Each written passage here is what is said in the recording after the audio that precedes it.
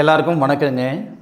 மேசராசியில் பிறந்தவங்களுக்கு வரக்கூடிய தை மாதத்தில் வரக்கூடிய கிரக அமைப்புகளால் எந்த மாதிரியான மாற்றங்கள் வரப்போகுதுன்றது பற்றி தானுங்க முழுமையாக இந்த பதிவில் நம்ம பார்க்க போகிறோம். தை மாதம் 1ஆம் தேதி வியாழக்கிழமை அதிகாலை கேட்டை நட்சத்திரம் சொல்லக்கூடிய உச்சிஷ்ட கணபதி அவதரிச்ச நட்சத்திரம் முதல் பாதம் விருச்சிக ராசி மகர லக்னத்தில் தான் இந்த மாதம் பிறக்கப்படுது. அப்படி இருக்கிற பட்சத்தில் மேசராசியில் பிறந்தவங்களுக்கு இந்த மாதம் சாதகமாக இருக்குமா அல்லது பாதகமாக இருக்குமான்றது பற்றி தான் முழுமையாக இந்த பதிவில் நம்ம பார்க்க போகிறோம். சம்பாதிக்கணுன்ற ஆசையை விட சாதிக்கணுன்ற ஆசை எல்லாருக்கும் இருக்க தானங்க செய்யுது. இந்த பிரபஞ்சம் எல்லாருக்கும் எல்லா நேரத்துலையும் சாதகமான பலன் தர்றதில்லை பாருங்கள். ஒவ்வொருத்தருக்கும் ஒவ்வொரு தருணத்தில் தான் சாதகமான பலன் தரும். மேஷராசியில் பிறந்தவங்களுக்கு 10வது பாவகன் சொல்லக்கூடிய தொழில் ஸ்தானத்தில் 4 கிரகங்கள், 10ல் ஒரு பாவை இருந்தால் அரசனை போல வாழ்வுன்னு சொல்லுவாங்க. மேஷராசிக்கு தொழில் ஸ்தானம் சொல்லக்கூடிய 10வது பாவகத்தில் சூரியனும் செவ்வாயும் சேர்ந்து சூரியமங்கல யோகம், அருமையான ஒரு வாய்ப்பு. புதனும் சூரியனும் சேர்ந்து புதனாதித்ய யோகம். புதன் 6வது பாவகத்துக்கு அதிபதி, செவ்வாய் 8வது பாவகத்துக்கு அதிபதி, உங்களுடைய ராசி அதிபதியும் கூட. அதுபோக சூரியனும் சுக்கிரன், 4 கிரகங்கள் 10வது பாவகத்தில். உழைப்பு இருக்குதுங்க, உயர்வில்லை. படித்த படிப்புக்கு உண்டான உத்தியோகம் இல்லை. சாதிக்கணும்னு நினைக்கிறேனுங்க, சாதிக்க முடியல. இந்த மாதிரியான மன அழுத்தத்தில் இருக்கக்கூடிய மேசராசியில் பிறந்தவங்களுக்கு உண்டான அருமையான மாதம் தானுங்க இந்த மாதம். தை பிறந்தா வழி பிறக்குன்னு சொல்லுவாங்க இல்லைங்களா? 100% உங்களுடைய வாழ்க்கையில் இந்த மாதம் உண்மையாக போகுது. அதில் மாற்று கருத்து கிடையாது. சுய தொழில் செய்யணுன்ற ஆசை இருக்குதுங்க, செய்ய முடியல. பலவிதமான சோதனைகள் வந்துக்கிட்டு இருக்குதுங்கன்ற ஆதங்கத்தில் இருக்கிறீங்களா? இந்த மாதம் 100% உங்களுக்கான மாதம். மேசராசியில் பிறந்தவங்களுக்கு 7.5 சனி நடக்குதுங்க, அதனால் தொந்தரவு இருக்குதுங்க. இதெல்லாம் தூக்கி போடுங்க ஒரு புறம்.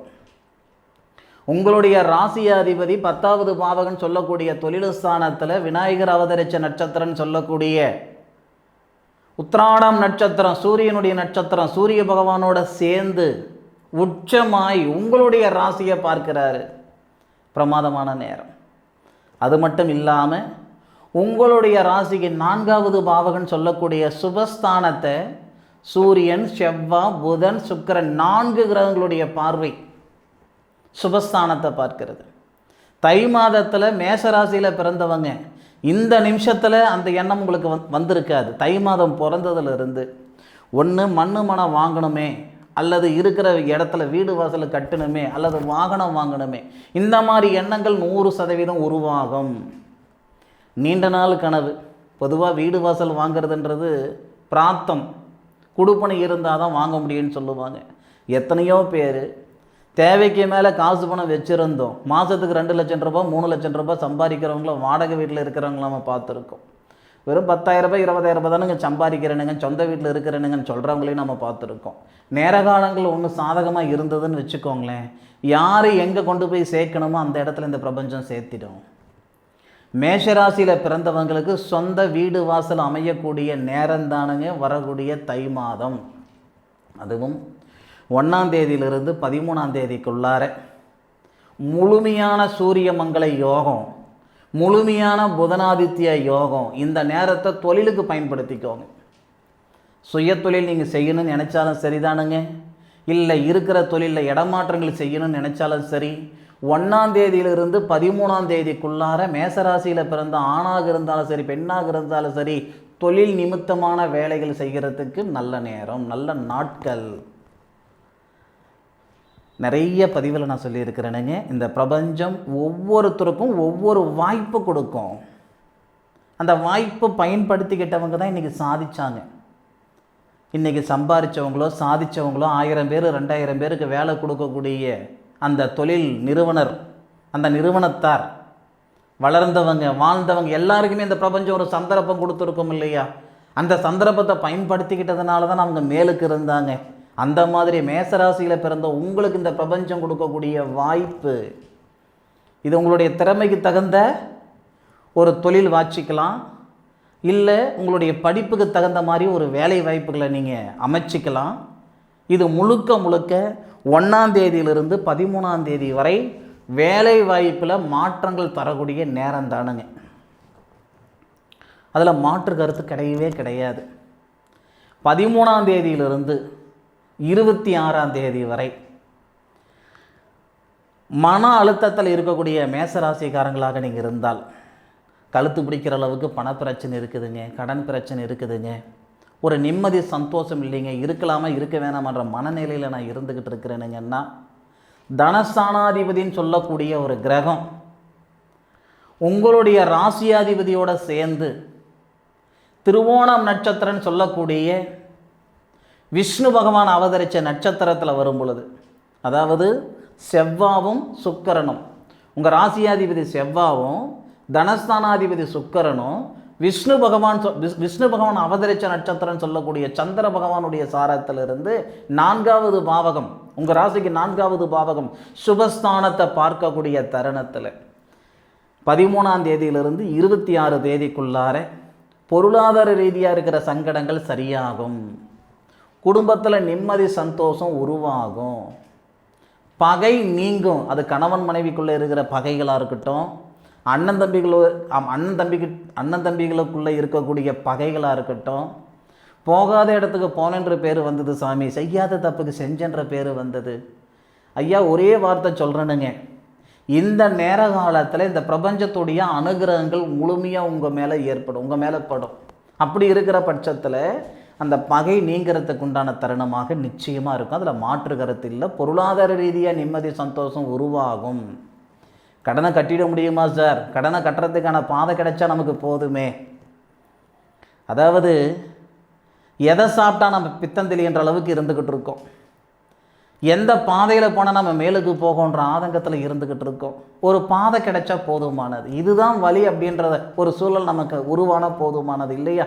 அப்போ மேசராசியில் பிறந்தவங்களுக்கு 13 தேதிக்கு மேற்கொண்டு 26 தேதிக்குள்ளார நீங்கள் செய்த பாவ புண்ணியத்தின் அடிப்படையிலேயோ அல்லது உங்களுடைய ஜாதக ரீதியாக இருக்கக்கூடிய சாதகமான தருணத்தையோ இந்த கோட்சார நிலைகள் 100% அருமையான ஒரு சூழல் ஏற்படும்.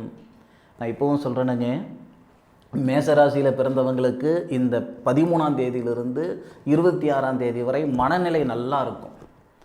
ரொம்ப தெளிவான மனநிலை, தெளிவான சிந்தனைகள் இருக்கும், ப்ராட் மைண்டாக இருக்கும், நம்மக்கிட்ட திறமை இருக்கும்.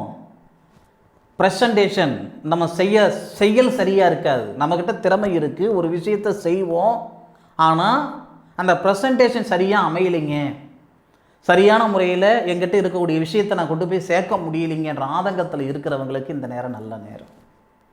உங்களுடைய திறமையை முழுமையாக வெளிக்காட்டுவீங்க, அதில் மாற்று கருத்து இல்லை. நிறைய பேர் படித்த படிப்புக்கு உண்டான உத்தியோகத்துக்கு போக போகிறீங்க, நிறைய பேருக்கு புதுமையான தொழில் வாய்க்க போகுது, குடும்பத்தில் நிம்மதி சந்தோஷம் வரப்போகுது, பண ரீதியாக இருக்கிற சங்கடங்கள் சரியாக போகுது, உறவு முறைகள் விட்டு போன உறவு முறைகள் உங்களை தேடும்.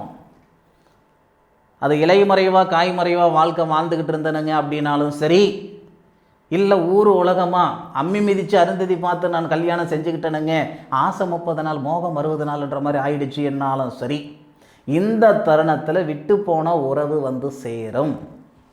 பரிகாரம் என்னையா செய்யணும்? ஏதாவது பரிகாரம் செய்தால் சரியாக இருக்குமா? அரச மரத்தடி விநாயகர் திருத்தலத்துக்கு போகிறது நல்லது.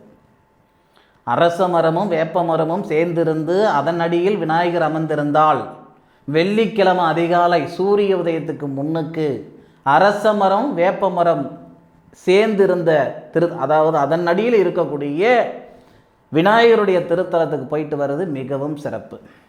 கவனமாக இருக்க வேண்டிய சூழல் இருக்குதா சார்? யாரையும் நம்பாதீங்க. யாருக்கையாவது காசு பணம் கொடுத்து உதவணும், வண்டி வாகனம் கொடுக்கணும்னு நினச்சிங்கன்னா கண்டிப்பாக வண்டி வாகனத்தை உடச்சி எடுத்துகிட்டு வருவாங்க. காசு பணம் கொடுத்தீங்கன்னா ஊர் விட்டு ஓடி போயிடுவானுங்க. நம்ம வீட்டு பணத்தை கொடுத்துவிட்டு அவங்க பின்னாடி போய் அலையணும்னு அவசியம் இல்லை. நேர காலங்கள் பிரமாதமாக இருக்குது, சரியான முறையில் அமைச்சிக்கிட்டிங்கன்னா சாதிச்சு விடுவீங்க. சாதிக்கிற இடத்துக்கு நீங்கள் போகிறதோ இல்லை நான் சம்பாதிக்கிற இடத்துலையே நான் இருக்கிறேனுங்க அப்படின்னு இருக்கிறது உங்களுடைய சொந்த சௌகரியம். ஆனால் இந்த பிரபஞ்சம் உங்களுக்கான சந்தர்ப்பத்தை தரப்போகுது. சரியா? 26 தேதிக்கு மேற்கொண்டு செவ்வாய் தன்னுடைய சுயசாரத்தில், அதாவது சூரிய பகவான் வருவார். அவிட்டம் நட்சத்திரம்னு சொல்லக்கூடிய, அதாவது முதல் மாத தொடக்கத்தில் சூரியனுடைய நட்சத்திரத்தில் செவ்வாய் இருந்தார். உத்திராடம் நட்சத்திரம் சூரியனுடைய நட்சத்திரம், செவ்வாய் இருந்தார். 26 தேதியில் செவ்வாவுடைய நட்சத்திரம் அவிட்டம் நட்சத்திரம், வசுக்கள் அவதரித்த நட்சத்திரம்னு சொல்லுவாங்க. அந்த அவிட்டம் நட்சத்திரத்தில் சூரியன் வரார். நட்சத்திர பரிவர்த்தனை பிரமாதமான நேரம் தானுங்க. இந்த நேரத்தில் மண்மனைக்கு அட்வான்ஸ் கொடுக்கறது, மண்மனை வாங்கிறதுக்கான சூழல் உருவாகிறது. வீடு வாசல் அடமானம் போட்டுட்டீங்க, மீட்க முடியல, மீட்கிறது. வண்டி வாகனம் அடமானம் போட்டுட்டீங்க, மீட்கிறது. இந்த மாதிரியான நல்ல விஷயங்கள் எல்லாமே இந்த நேரத்தில் உருவாகும். நான் மீண்டும் மீண்டும் சொல்கிறது அதுதானுங்க, நம்ம திறமையை வெளிக்காட்டுறதுக்கான சந்தர்ப்பம் இல்லாமல் தான் நிறைய பேர் தகுதி இருந்தும் திறமை இருந்தும் இருக்கிற இடம் தெரியாமல் இருக்கிறாங்க. இந்த நேரம் முழுமையாக உங்களுக்கான நேரம், சரியான முறையில் பயன்படுத்திக்கோங்க. இந்த பதிவு மேசராசியில் பிறந்தவங்களுக்கு பயனுள்ள பதிவாக இருக்குன்னு நான் மனசார நம்புகிறேன். மீண்டும் அடுத்த ஒரு அற்புதமான தருணத்தில் மேசராசியில் பிறந்த உங்களை சந்திக்கும் வரை உங்களிடமிருந்து விடைபெறுவது உங்கள் வீட்டு ஜோதிட நண்பனான மா. காளிதாஸ் மணிகண்டன். திருச்சிற்றம்பலம். வாழ்க வையகம், வாழ்க வளமுடன்.